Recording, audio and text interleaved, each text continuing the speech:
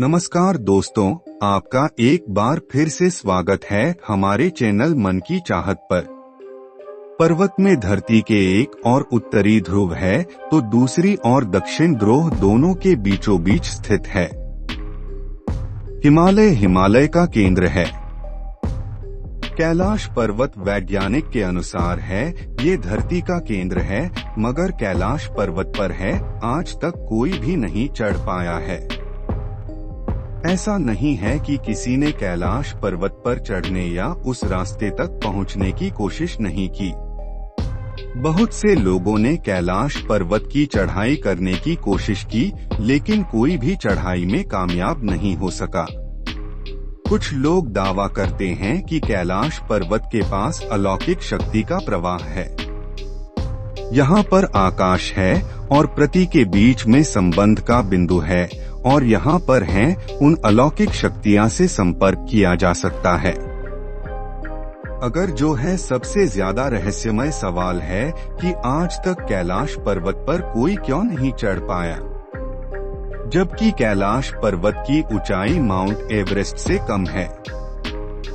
आज हम इस वीडियो में कैलाश पर्वत के रहस्य के बारे में जानेंगे। आप देख रहे हैं बहुत में स्थित है जो आज के समय में चाइना के अधीन है, लेकिन कुछ साल पहले ऐसा नहीं था। 1962 से पहले कैलाश पर्वत है भारत के हिस्से में आता था, लेकिन 1962 में भारत और चीन के युद्ध के बाद से ही कैलाश पर्वत को चाइना ने अपने हिस्से में ले लिया है, क्योंकि उस समय दोनों की सेना ने इस इलाके को खाली कर दिया था। इसके बाद चाइना ने चालाकी से उस इलाके पर अपना कब्जा कर लिया। कैलाश पर्वत का नाम कैलाश कैसे पड़ा? कहते हैं कि यहाँ पर ऋषि मुनि अपनी तपस्या करने के लिए आते हैं और यहाँ तक कि रावण ने भगवान शिव को प्रसन्न करने के लिए यहाँ पर तपस्या की थी। और आपने देखा होगा कि इंटरनेट पर बहुत से फोटो वायरल होते हैं जिसमें कैलाश पर्वत पर है ओम की आकृति बनी हुई दिखाई देती है। कई लोगों से कल्पना या एडिटिंग सोचते होंगे, पर ऐसा बिल्कुल भी नहीं है, क्योंकि यहाँ पर असल में ओम की आकृति बनी हुई है। इसीलिए ही इस पर्वत का नाम कैलाश पर्वत पड़ा। जैसा कि मैंने आपको बताया कि कैलाश पर्वत पर स्वर्ग में जाने का रास्ता है और वहाँ पर स्वर्ग जाने के लिए सीढ़ियाँ भी बनी हैं। लेकिन ये सीढ़ियाँ किसने बनाई थी? पौराणिक कथाओं के अनुसार कहा जाता है कि रामायण काल की बात है, जैसे कि आपको पता ही होगा। रावण कितना बड़ा विद्वान और रावण शिवजी का भी बहुत बड़ा भक्त था। रावण इसी पर्वत पर तपस्या किया करता था भगवान शिव को प्रसन्न करने के लिए। तभी रावण ने इस पर्वत से ईश्वर को जाने वाली सीढ़ियां बनाने का निर्माण किया। लेकिन जब श्री राम ने रावण को युद्ध में हरा दिया, इसके बाद श्री राम ने अपने भाई लक्ष्मण को कहा कि रावण परम ज्ञानी था, तो जहां उससे कुछ उपदेश लेकर आओ। श्री राम के वचन सुनकर लक्ष्मण जी रावण के पास गए। रावण उस समय युद्ध स्थल पर घायल अवस्था में पड़ा था। लक्ष्मण जी ने कहा, हे रावण, मुझे राम जी ने तुमसे उपदेश लेने के लिए भेजा है। क्या तुम्हें मुझे कोई देश दे सकते हो? लेकिन रावण ने उस समय कुछ नहीं बोला। इसके बाद लक्ष्मण जी वापस श्री राम के पास गए और उनसे कहा कि रावण ने मुझे कुछ नहीं बताया। फिर राम जी ने कहा, तुम रावण के पास है बच्चे की तरह जाओ, बिकॉज साफ मन लेकर है और उसके सिर पर नहीं बल्कि पैरों की तरफ खड़े होना। ऐसा सुनकर लक्ष्मण जी दोबारा रावण के पास गए और उनके पैरों की ओर खड़े होकर बोले, जिसके बाद उन्होंने रावण से कहा कि आपके पास मेरे लिए कोई उपदेश है। तभी अचानक रावण ने लक्ष्मण जी के तीर कमान छीन लिए और लक्ष्मण जी की तरफ तान दिए। ये रावण का पहला उपदेश था कि कभी भी अपने दुश्मन को कमजोर समझने की भूल मत करना, और रावण ने दूसरा उपदेश दिया कि मैं अपने आप को अमर समझता हूँ। मुझ में बहुत घमंड आ गया था और मैं कैलाश पर्वत पर है स्वर्ग में जाने वाली सीढ़ियां बनाना चाहता था, पर मैंने उस समय सोचा कि अभी मेरे पास बहुत समय है। लेकिन अपने घमंड के चलते मैं सब भूल गया कि इस सीढ़ियां पूरी नहीं बना पाया। इसलिए कभी भी अपने कार्य को अगले क्षण के लिए मत डालो। जो कार्य आज होना उसे आज ही करो। इसी तरह से स्वर्ग की सीढ़ियां पूरी नहीं हो पाई। अब इस बात में कितनी सच्चाई है ये तो हम नहीं जानते, लेकिन रावण की इन बातों से हमें सीख जरूर मिलती है। लेकिन आज के समय भी कैलाश पर्वत पर उन सीढ़ियों की आकृति है, आज भी दिखाई देती है, जिसे देखकर बड़े बड़े वैज्ञानिक भी हैरान हो जाती है कि मनी कैसे हैं। मैंने आपको शुरू में बताया था, कैलाश पर्वत की ऊंचाई माउंट एवरेस्ट से कम है, लेकिन फिर भी इस पर कोई नहीं चढ़ सका। इसका कारण भी जाने हमें पता है। कैलाश पर्वत की ऊंचाई 6,638 मीटर है, जबकि माउंट एवरेस्ट की ऊंचाई 8,848 मीटर है। इससे पता लगता है कि इन दोनों पर्वत की ऊंचाई में कितना अंतर है, लेकिन फिर भी माउंट एवरेस्ट पर तो बहुत से लोगों ने चढ़ाई पूरी की है, पर कैलाश पर्वत पर आज तक कोई नहीं चढ़ पाया। ऐसा नहीं है। कैलाश पर्वत पर किसी ने चढ़ने की कोशिश नहीं की। बहुत से पर्वतारोहियों ने इस पर्वत पर चढ़ाई शुरू की थी, पर वो कामयाब नहीं हो पाए। बस उनसे पूछा गया कि किस कारण से आप चढ़ाई नहीं कर सके, तो उनमें से कुछ पर्वतारोहियों ने कहा कि हम जब चढ़ाई कर रहे थे तो हमारे कंपास ने काम करना बंद कर दिया, जिसकी वजह से हमें दिशा का सही से पता ही नहीं लगा। और कुछ पर्वतारोही ने कहा था कि जैसे जैसे हम जा रहे थे तो ऊपर का मौसम बदलता जा रहा था, कभी बारिश कभी तेज हवाएं चल रही थी, इसलिए ऊपर नहीं चढ़ पाए। कहा जाता है कैलाश पर्वत पूरी दुनिया के मध्य में स्थित है और वैज्ञानिक के अनुसार है। यहाँ पर सभी दिशाओं के तरंगे आपस में मिलते हैं। इसी वजह से वहाँ पर कोई भी इलेक्ट्रिक इंस्ट्रूमेंट या कंपास काम नहीं कर पाते।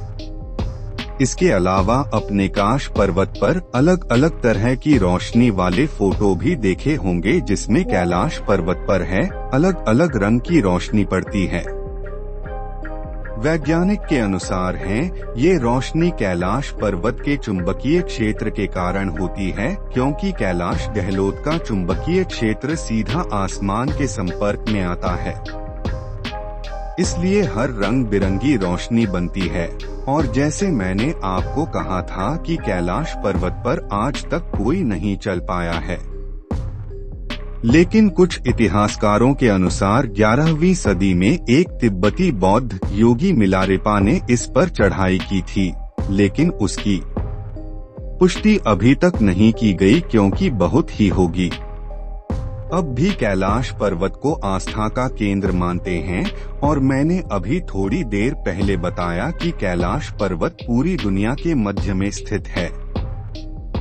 ये कैसा केंद्र है जिसे एक्सिस मुंडी कहा जाता है। एक्सिस मुंडी का मतलब होता है दुनिया की नामी या काशी ध्रुव है, या भौगोलिक ध्रुव का केंद्र है, जिसकी आकाश और पृथ्वी के बीच है संबंध का एक बिंदु है, जहां पर मिलती है। और रशिया के वैज्ञानिक इस बिंदु को अलौकिक शक्ति का केंद्र मानते हैं। कई वैज्ञानिक का मानना है कि कैलाश पर्वत कई पिरामिडों का समूह है, और ये अंदर से खोखला है, जिसके अंदर बड़ी विचित्र सी शक्तियां हैं जो कैलाश पर्वत पर है। ये सब शक्तियां प्रदान करती है। यहाँ पर दुनिया की 2 सबसे ऊंची जिले हैं। उनमें से एक है मानसरोवर झील है, जिसका पानी पूरी दुनिया में सबसे शुद्ध माना जाता है, और इस झील का आकार बिल्कुल सूर्य के समान है, और दूसरी झीलरा झील है। इसका पानी बहुत खारा है और इसे झील का आकार चंद्रमा के समान है। वैज्ञानिक का कहना है कि दोनों जिले सौर और चंद्र ऊर्जा को प्रदर्शित करती है, जिसका संबंध सकारात्मक और नकारात्मक ऊर्जा से है।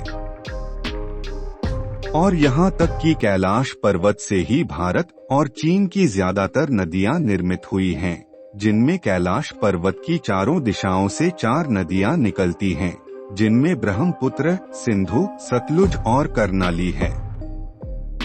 इन्हीं नदियों से गंगा, सरस्वती सहित चीन की अन्य नदियां भी निकलती है। इनके अलावा जब रशिया के वैज्ञानिक ने कैलाश पर्वत के चारों तरफ के वातावरण का अध्ययन किया, उसके बाद में तिब्बत के मंदिरों में रहने वाले धर्मगुरुओं से मुलाकात की। उसमें उन्होंने बताया कि कैलाश के चारों ओर एक अलौकिक शक्ति है, जिसकी मदद से तपस्वी आज भी आध्यात्मिक गुरुओं के साथ टेलीपैथिक संपर्क में रहते हैं। है ना? बहुत आश्चर्य वाली बात। और ऐसे ही बहुत से रहस्य है जिसके बारे में आज तक कोई भी वैज्ञानिक नहीं पता लगा सके। उनमें से एक रहस्य ये भी है, कैलाश पर्वत पर है हिममानव रहते हैं जो साधारण मानव को मारकर खा सकते हैं, और उन्हें हिमालय वासियों ने देखा भी है। कुछ वैज्ञानिक ने निडरथल मानव कहते हैं।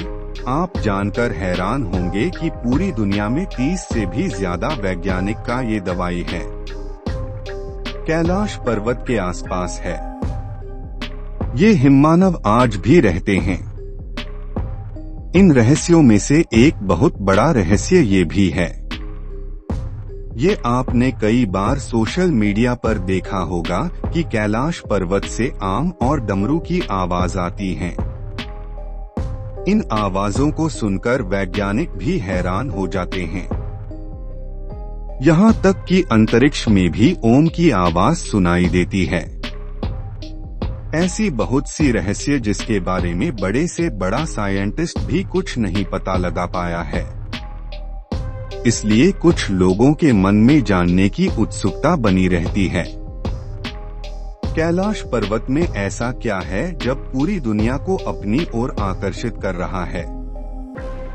इसलिए बहुत से लोग हैं कैलाश पर्वत पर चढ़ाई करना चाहते हैं। लेकिन चीन ने कैलाश पर्वत पर चढ़ाई करने के लिए बैन लगा रखा है। कैलाश पर्वत पर है चढ़ाई करना अपनी जान को खतरे में डालने के बराबर है। अगर आपको भी कैलाश पर्वत की किसी रहस्य के बारे में पता है तो मैं कमेंट करके जरूर बताइए। एक बार फिर मिलते हैं, तब तक ये नमस्कार, धन्यवाद।